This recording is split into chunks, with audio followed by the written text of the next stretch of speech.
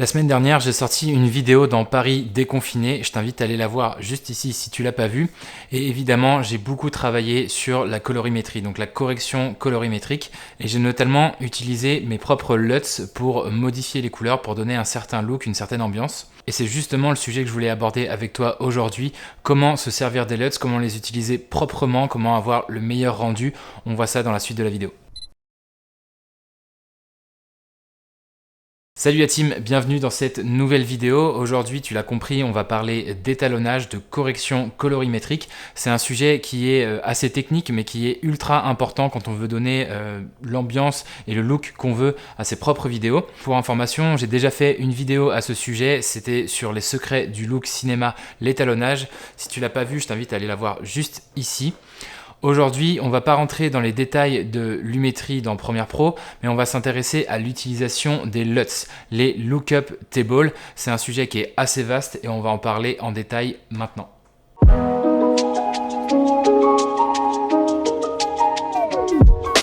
Alors premièrement, une LUT, c'est quoi?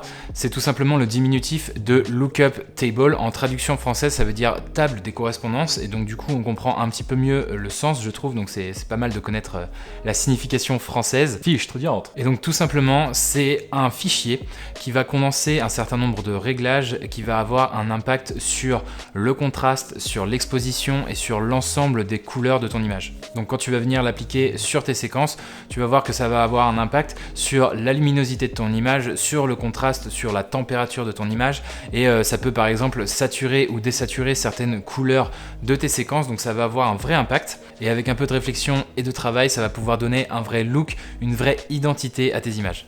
Alors il existe deux types de LUTs, il y a les LUTs correctives et les LUTs créatives. Alors c'est comme ça que ça s'appelle, je sais pas si ça s'appelle officiellement comme ça, mais voilà, je trouve qu'il y a une distinction entre ces deux types de LUTs. Les LUTs correctives, tout simplement, ça va permettre de corriger les images qui sont ou flat ou log quand tu captures tes vidéos. Je t'explique un peu ce que c'est si tu sais pas. En fait, il existe des modes flat ou des modes log qui vont venir écraser, compresser un peu les couleurs, l'exposition et le contraste de ton image. La dynamique, c'est l'écart entre la lumière la plus faible et la plus lumineuse de ton image. Donc en fait, ça va te permettre d'avoir des ombres pas trop bouchées et des lumières qui sont pas trop cramées. Donc ça va venir, hop, écraser le spectre. Quand tu vas venir appliquer une LUT corrective par-dessus, ça va te permettre de retrouver le rendu naturel de ton image. Et donc en fait, ces LUT correctives, elles vont correspondre à un boîtier de capture en particulier et surtout un profil d'image particulier. Parce que oui, en fonction du boîtier que tu vas utiliser et en fonction du mode ou du profil d'image que tu vas utiliser, le rendu de l'image sera différent. Et donc il faudra appliquer une LUT corrective différente pour avoir un rendu naturel. Oublie pas cette information, c'est assez important et ça va t'être utile dans la suite de la vidéo. Ensuite, il y a les LUT créatives.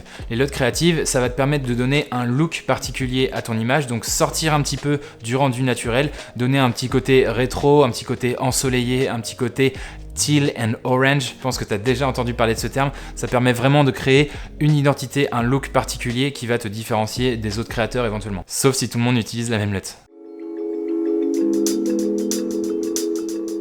Donc il y a plusieurs façons de faire pour donner ce look un petit peu créatif. La première, c'est l'utilisation de Lumetri, tout simplement, en utilisant les corrections d'exposition, de contraste, en utilisant les courbes. Tu vas pouvoir jouer en fait sur les différentes couleurs, sur la luminosité, sur la saturation de tes éléments, de tes couleurs. Et donc ça va te permettre de donner une identité à tes images. La deuxième solution, c'est de créer des LUTs à partir de presets Lightroom. Ouais, comme ça paraît un petit peu compliqué, mais j'ai fait une vidéo à ce sujet que tu vas pouvoir retrouver juste ici. Tout simplement, tu vas pouvoir utiliser Lightroom pour faire tes propres réglages parce que potentiellement tu maîtrises un peu mieux Lightroom que Lumetri. Et donc à partir d'un petit plugin dans Lightroom, tu vas pouvoir exporter tes différents réglages à l'intérieur de Lightroom et tu vas pouvoir les transformer en LUTs que tu vas pouvoir ensuite appliquer dans Adobe Premiere Pro. La troisième solution, c'est d'utiliser des LUTs créatives qui ont été réalisées par des créateurs ou des youtubeurs. Moi, je fais partie de ceux qui en créent, qui en vendent d'ailleurs sur ma boutique Selfie. Je passe pas mal de temps à les travailler, à vérifier que ça fonctionne bien avec différentes caméras. Et je trouve que c'est un moyen plutôt cool de te permettre de soutenir la chaîne tout simplement. Parce que là-dessus, je suis complètement libre, je peux choisir de créer ce que je veux, je peux essayer de répondre directement aux besoins de la communauté. Bref, c'est la totale liberté en fait. C'est plutôt cool. Donc si tu n'as jamais vu mes LUTs, je te propose d'aller juste en dessous dans le lien Selfie. Ça ça va t'emmener dans une petite boutique où je te propose des presets Lightroom et des LUTs pour tes vidéos. C'est un moyen cool de soutenir la chaîne. Encore une fois, je te dis que j'ai une totale liberté là-dessus. C'est mieux que des vidéos sponsorisées, je pense, même si ça rapporte moins. Donc n'hésite pas, si ça t'intéresse, à aller jeter un coup d'œil. Ce qui est important de comprendre, c'est que la plupart de ces LUTs créatives sont créés à partir d'un boîtier particulier et d'un profil d'image particulier. Donc d'une certaine manière, ces LUTs créatives, elles intègrent à la fois la LUT corrective et en même temps la LUT créative, le look en fait. Normalement, la meilleure manière de le faire, la manière la plus professionnelle, c'est d'abord d'appliquer une LUT corrective pour corriger le profil d'image qui a été utilisé au moment de la capture et ensuite de travailler sur le look. Avec ces LUT créatives produites par des youtubeurs, la plupart du temps, ça intègre les deux phases du processus. Donc d'abord une correction de l'image et ensuite l'application d'un look particulier. Tu comprends donc que ces LUT créatives sont créées pour un boîtier en particulier et un profil d'image particulier. Rassure-toi, ces LUT créatives elles vont fonctionner avec n'importe quelle image, mais derrière ça va nécessiter quelques réglages de ta séquence de base. Et c'est ce qu'on va voir par la suite.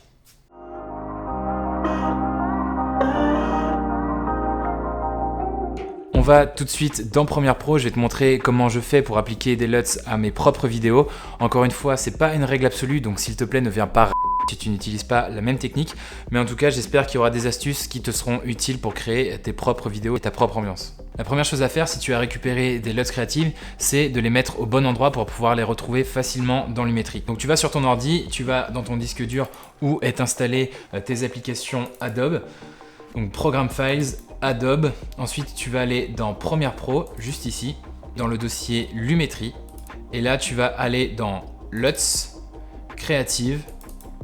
Et là, tu vas pouvoir copier tes différents fichiers. La plupart du temps, ce sont des fichiers en .cube. Et donc, ces fichiers-là, tu vas ensuite pouvoir les retrouver dans l'onglet créatif de l'outil Lumetri. On va voir ça tout de suite dans Premiere Pro. Alors, si tu n'as pas le panneau Lumetri d'ouvert, tu peux aller dans Fenêtre ici et cliquer sur Couleur Lumetri.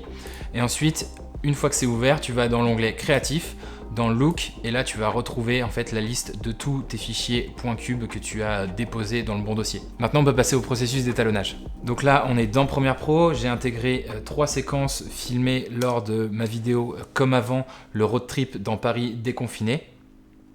Donc voilà, on a une vue sur la Tour Eiffel, une vue sur le pont Alexandre III et une vue sur la pyramide du Louvre. On voit que les images sont relativement ternes avec assez peu de couleurs. Elles sont un petit peu surexposées d'ailleurs, c'était pas parfait au moment où je les ai filmées. Mais c'est pas grave, on va pouvoir corriger tout ça en post-production justement. La première chose à faire, c'est de cliquer ici dans Nouvel élément et de créer un calque d'effet. Ensuite, il va te demander la taille de ton calque d'effet et tu vas la mettre à la taille de la séquence que tu as créée. Donc là, tu fais OK. Ensuite, tu vas pouvoir glisser, déposer ton calque d'effet dans ta timeline. Donc on a un premier calque d'effet qui vient par-dessus toutes mes séquences. Je vais appuyer sur Alt, je vais cliquer sur mon calque d'effet et je vais le glisser, déposer juste au-dessus et je relâche. Donc en fait, ça va copier-coller ce premier calque d'effet et ça va venir en mettre un encore par-dessus. Sur celui qui est le plus en haut, on va appliquer la LUT créative. Sur le deuxième calque d'effet, on va pouvoir appliquer d'autres réglages. On va pouvoir par exemple jouer sur la température, sur la saturation. Ça va te permettre de donner un deuxième niveau de correction à ton image. Une fois qu'on a créé ces deux calques, on va pouvoir attaquer la correction colorimétrique. Ce que je voudrais que tu comprennes d'abord, c'est que c'est très important de considérer la correction comme une chose indépendante à chaque séquence. Ça veut dire qu'il va falloir que tu traites toutes tes séquences indépendamment pour commencer, pour avoir le rendu le plus homogène sans avoir de correction sur l'ensemble de tes séquences. Par exemple, cette séquence-là, je la trouve un petit peu surexposée. Donc je vais pouvoir aller appliquer une correction colorimétrique ici.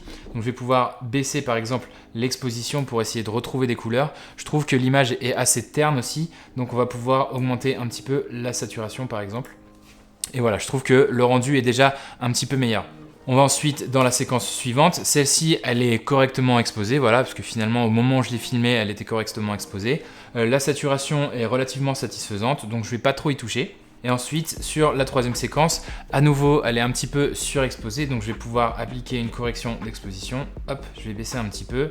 Je vais baisser également les tons clairs pour avoir quelques informations dans le ciel.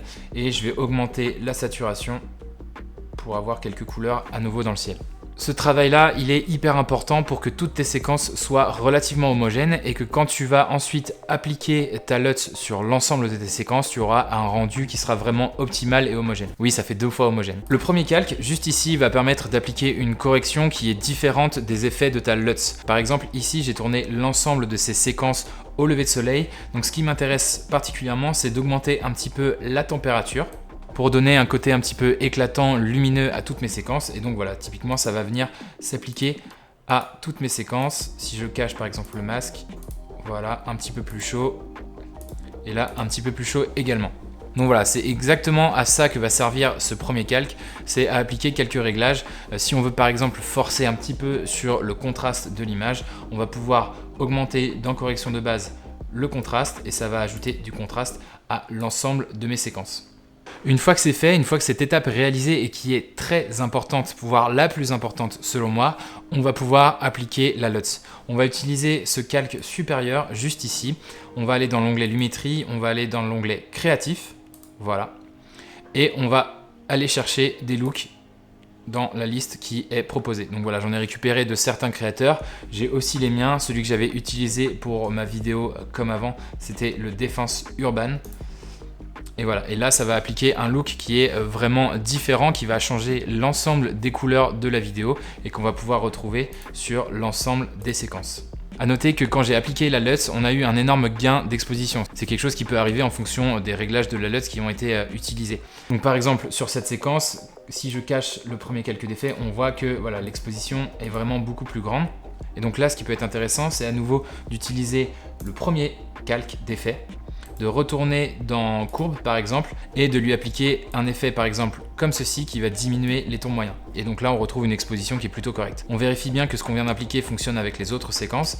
Par exemple ici, on voit qu'on est un petit peu sous-exposé, donc on peut aller directement modifier cette séquence là en cliquant dessus et faire par exemple un peu l'inverse pour annuler un petit peu les effets du calque d'effet global. On va ensuite vérifier la troisième séquence. Une fois de plus, on est un petit peu sous-exposé, donc on va pouvoir faire une correction en cliquant directement sur la séquence et faire comme ceci. Voilà, légèrement pour retrouver quelques informations dans les ombres. Donc finalement, ce calque supérieur, il va servir uniquement à appliquer la LUT et il y a une raison particulière pour ça, c'est qu'on va pouvoir jouer sur l'intensité de la LUT.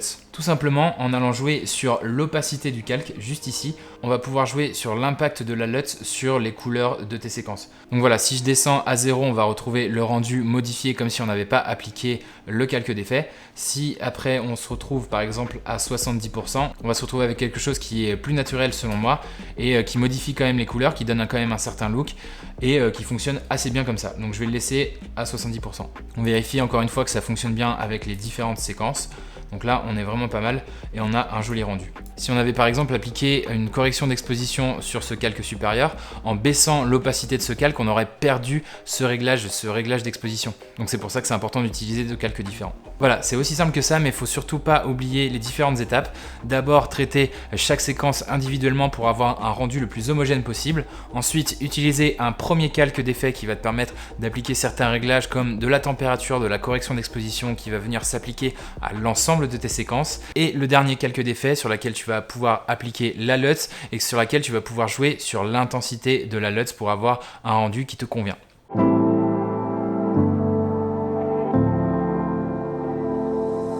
N'oublie pas que chaque LUT va donner un look différent à tes images et qu'en fonction du message que tu veux faire passer, il va falloir que tu choisisses donc des LUTs différents. Il faut que ça ait du sens, il faut que ça ait une signification, ça va te demander un petit peu de réflexion, mais c'est ça vraiment qui va te faire progresser dans ton processus créatif. Je vois trop souvent des vidéos par exemple qui sont filmées par Tanguy et sur lesquelles on a appliqué une LUT Teal and Orange. Typiquement, Teal and Orange, ça fonctionne bien quand on filme en plein jour avec un grand soleil ou alors au coucher de soleil, mais c'est pas du tout adapté par exemple pour un temps maussade.